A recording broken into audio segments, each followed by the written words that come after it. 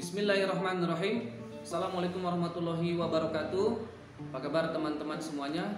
Guru-guru hebat yang sangat luar biasa sekali.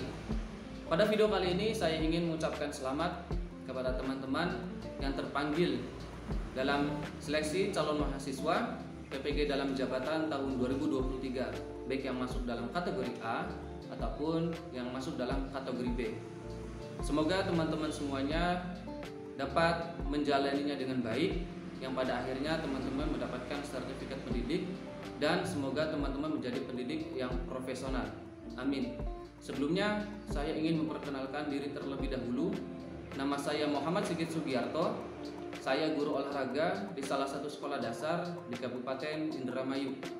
Oke teman-teman semuanya, di sini saya tidak akan membahas tentang seleksi administrasi, tapi saya akan membahas tentang pretest atau seleksi akademik, yang tentunya ini khusus untuk guru olahraga saja. Oke, sebelum lanjut, saya akan membagikan tips dan trik untuk teman-teman semuanya, yaitu tentang cara belajar efektif, yang tentunya ini bukan hal menggurui ya teman-teman, ini hanya membagikan tips dan trik saja. Oke, yang pertama, teman-teman dalam belajar itu harus mencatat. Tidak bisa teman-teman belajar itu hanya mendengar, hanya membaca, mungkin teman-teman itu tidak bisa. Jadi teman-teman harus mencatat agar nantinya ilmu yang didapat itu bisa nempel di hati atau menempel di pikiran, jadi tidak kemana-mana. Yang kedua, teman-teman harus mencatat kisi-kisinya, kisi-kisi apa saja yang akan diujikan nanti. Jadi teman-teman belajarnya nggak kemana-mana, jadi sesuai kisi-kisi yang akan diujikan. Oke, baik ya. Nanti kisi-kisi juga saya akan bagikan ke teman-teman. Oke, yang ketiga, tips dari saya yaitu belajar dengan rutin. Tidak bisa teman-teman belajar seminggu sekali, sebulan sekali apalagi, itu tidak bisa teman-teman ya. Minimal 1 hari dalam 1 kali lah nggak apa-apa. Jadi dalam belajar itu teman-teman nantinya harus menandai mana-mana saja yang sudah dipelajari. Nanti kan kita nulis atau menulis kisi-kisinya. Nanti dari modul berapa ke berapa nanti kita tandai bareng-bareng ya teman-teman. Oke, untuk lebih jelasnya kita langsung menuju ke kisi-kisi untuk pretest PPG dalam jabatan tahun 2023. Yuk. Oke, baik teman-teman semuanya, kita langsung membahas tentang kisi-kisi untuk pretest PPG dalam jabatan materi pelajaran PJOK. Ini adalah kisi-kisi di tahun 2022 ya teman-teman, tapi insya Allah tidak akan jauh beda untuk tahun ini. Oke, baik, kita mulai saja. Untuk pretest ini teman-teman harus menguasai 2 kompetensi ya. Yang pertama kompetensi pedagogik, yang kedua yaitu kompetensi profesional. Kita bahas satu-satu teman-teman. Oh ya, jangan lupa teman-teman mencatat ya. Bila perlu tinggal di pause, barangkali teman-teman mencatat lebih tenang. Oke, yang pertama kita bahas modul 1 pedagogik. Untuk pedagogik sendiri ada 4 modul teman-teman. Jadi ini modul 1 untuk pedagogik. Ada beberapa kegiatan pembelajaran. Untuk kegiatan pembelajar 1, kolom A yaitu tentang konsep dasar dan rasional ilmu pendidikan. Kolom B tentang landasan ilmu pendidikan. Kolom C tentang penerapan landasan ilmu pendidikan dalam praktek pendidikan. Untuk kegiatan belajar 2 tentang pengertian karakteristik peserta didik. Kolom B tentang ragam karakteristik peserta didik. Untuk kegiatan belajar 3 yaitu tentang teori belajar behavioristik. Kolom B tentang teori belajar kognitif. Kolom C tentang teori belajar konstruktivistik. Kolom D tentang teori belajar humanistik. Baik, untuk kegiatan belajar 4, kolom A tentang konsep dasar kurikulum, kolom B tentang pembaharuan kurikulum di Indonesia, kolom C tentang peran fungsi dan komponen kurikulum, kolom D tentang hakikat pengembangan kurikulum, kolom E tentang faktor-faktor yang mempengaruhi implementasi kurikulum, dan kolom F tentang strategi penerapan kurikulum dan tantangannya di masa depan. Baik, kita beralih ke modul 2. Untuk modul 2 sama juga ada beberapa kegiatan belajar.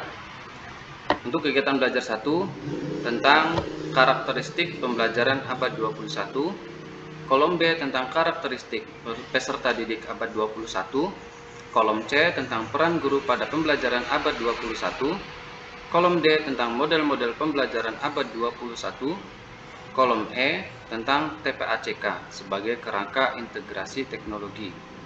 Untuk kegiatan belajar 2, kolom A tentang profil guru efektif abad 21, kolom B tentang kompetensi guru abad 21, kolom C tentang kompetensi guru mempesona abad 21.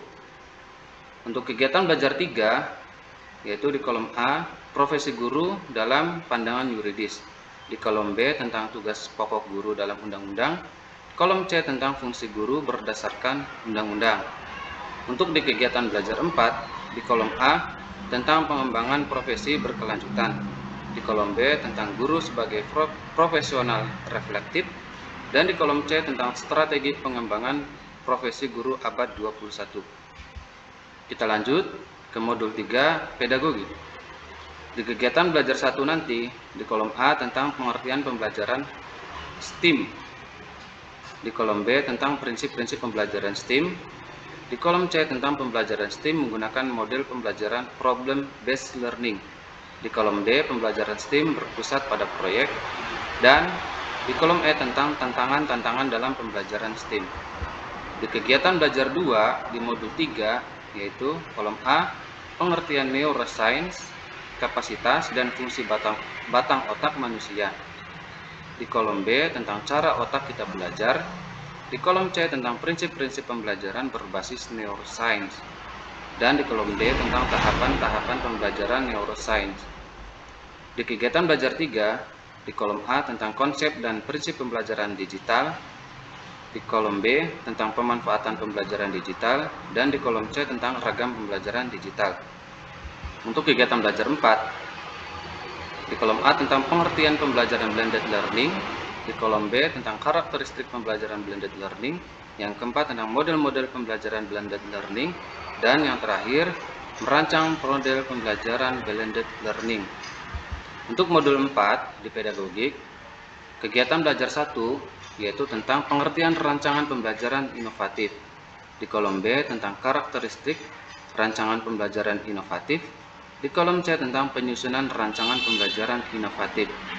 Untuk kegiatan belajar 2, di kolom A tentang pengertian rancangan pembelajaran inovatif dengan pendekatan STEAM, di kolom B tentang langkah-langkah perancangan pembelajaran inovatif dengan pendekatan STEAM, dan di kegiatan belajar 3, yaitu di kolom A perancangan pembelajaran blended learning, di kolom B pemanfaatan teknologi untuk pembelajaran daring, dan kegiatan belajar 4, yaitu di kolom A tentang pengertian dan karakteristik pembelajaran berbasis proyek, dan di kolom B tentang merancang pembelajaran berbasis proyek. Oke, baik teman-teman semuanya, ini adalah kisi-kisi di kompetensi pedagogik. Untuk kompetensi profesionalisme atau profesional nanti di video selanjutnya ya teman-teman. Jadi buat teman-teman yang kurang paham atau kurang memahami, boleh tulis di kolom komentar email teman-teman semuanya, barangkali teman-teman mau minta kisi-kisi di modul pembelajaran di kompetensi pedagogik. Oke, baik teman-teman, mungkin itu dulu yang bisa kita pelajari untuk pertemuan pertama kali ini. Jangan lupa untuk ditulis, untuk dicatat. Nanti di pertemuan selanjutnya kita akan bahas tentang kegiatan belajar 1, yaitu konsep, dasar dan rasional ilmu pendidikan, dan landasan ilmu pendidikan, serta penerapan landasan ilmu pendidikan dalam praktek pendidikan. Tenang saja teman-teman, ini adalah tenang saja teman-teman, ini akan saya ringkas, jadi tidak begitu ruwet, karena mungkin untuk guru olahraga ketika ada tulisan yang banyak mungkin itu bisa menjadi keruwetan ya. Oke, mungkin itu saja yang bisa saya share ke teman-teman semuanya. Barangkali tadi teman-teman mencatatnya ketinggalan, boleh diulang dan di pause video ini. Terima kasih teman-teman. Jika teman-teman menyukai video ini, silahkan like, share, dan juga subscribe ya. Dan jangan lupa tulis di kolom komentar email teman-teman semuanya. Nanti saya bagikan modulnya juga, semuanya saya bagikan. Terima kasih. Assalamualaikum warahmatullahi wabarakatuh.